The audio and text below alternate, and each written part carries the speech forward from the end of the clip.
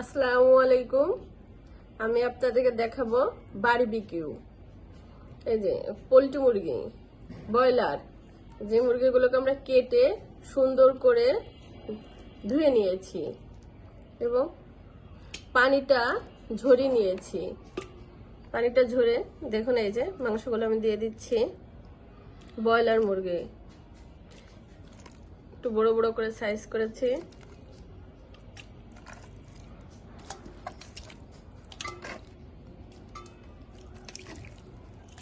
মাংসের ভিতরে এখন আমি দিয়ে দেব জিরা বাটা 1 চামচ, আদা বাটা 1.5 চামচ,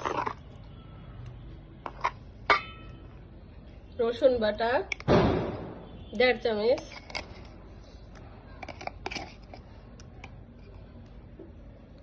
দিয়ে ভালো করে মাখিয়ে নেব।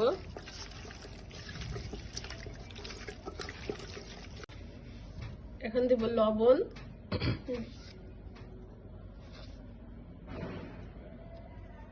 দুই চামচ,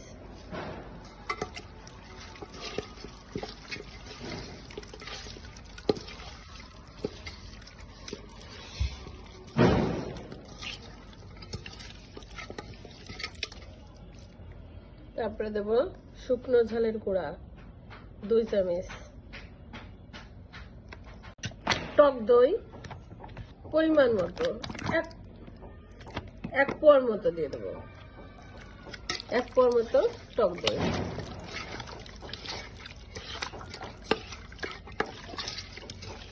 আমার এখানে 2টা মুরগি, মিডিয়াম সাইজের 2টা।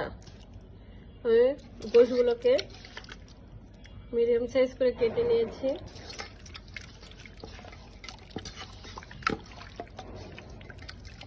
এখন দেব বারবিকিউ মশলা,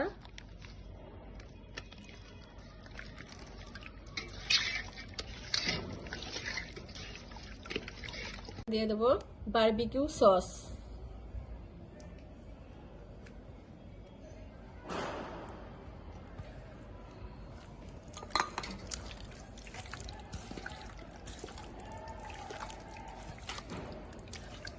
বারবিকিউ মাংসগুলা ভালো করে মাখানো আমার শেষ।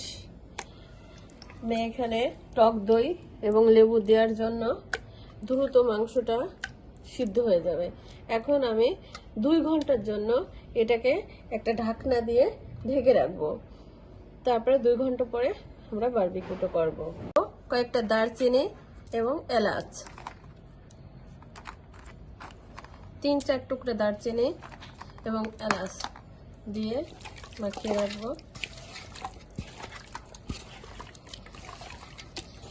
আমি এখন দিলাম টমেটো সস, দিয়ে ভালো করে আমি এখন মেশাবো।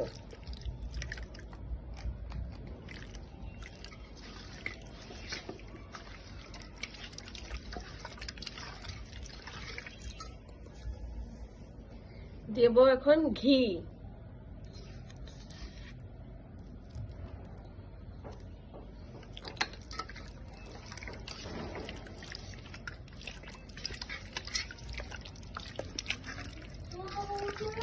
দেব গোলমরিচ গুঁড়া,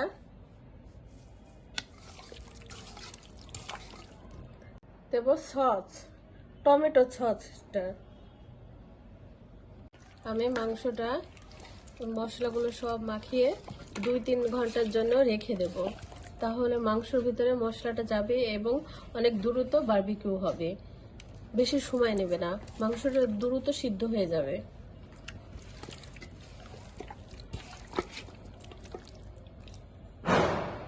এখন ঢাকনা দিয়ে ঢেকে দিলাম। ঢাকনা দিয়ে ঢেকে 2 ঘন্টার জন্য রেখে দিলাম। 4-5টা দিয়ে দেব।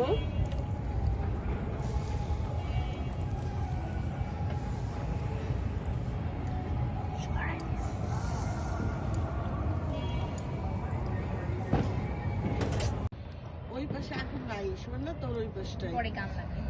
আস্তে আস্তে করে উল্টিয়ে দেব।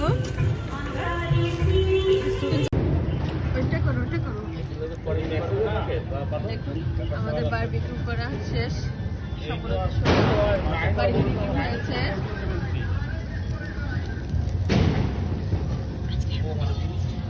এখানেই শেষ। আল্লাহ হাফেজ।